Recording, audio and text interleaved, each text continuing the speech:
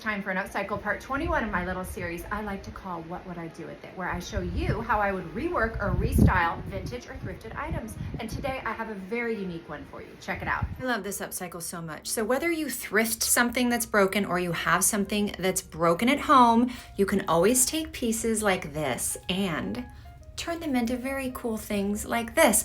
So listen, I looked at that lamp and I thought, you know what, instead of looking at it like a broken lamp, I was like, well, let's look at the components of the lamp.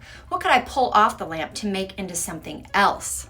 Which is really the true definition of upcycling. Of course, you could rewire the lamp or put in a battery operated light bulb, but you know me, we're gonna have a little fun with it. Let me show you how I did it. First thing I did is just take the lamp completely apart. All lamps come apart, it's very simple. I'm gonna cut the cord off. I already like the color of it, so I don't need to paint it. And I'm just gonna come through and start loosening all of these pieces that are holding it together. So again, I'm just gonna pull this little felt piece off of the bottom. And when you do that on lamps like this especially, or actually really on any lamp, you'll see that it will open up and show you all the little different pieces that you can just use a screwdriver or a drill and untwist it all.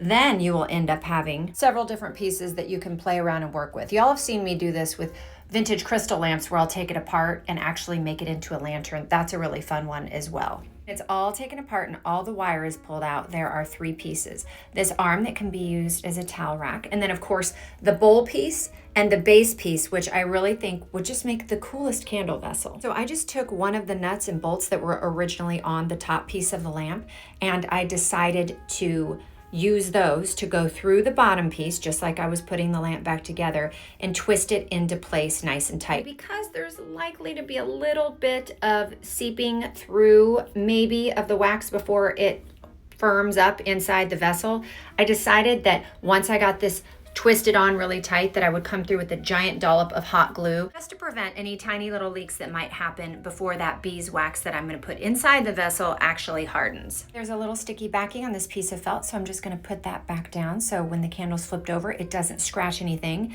And then my little candle making method is pretty simple. I just take a little bit of hot glue with my wick. I use hot glue to hold my wick in place, and I put a straw on either side of it just to hold that in place.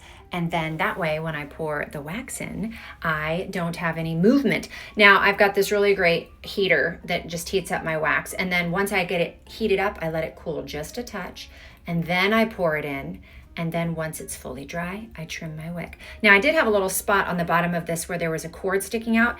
And I actually ended up gluing a brass button on top of it, which looks really cool. Remember to think outside the box. Just because it's supposed to serve a certain purpose doesn't mean it has to. It can be something else beautiful with a new life. Happy upcycling.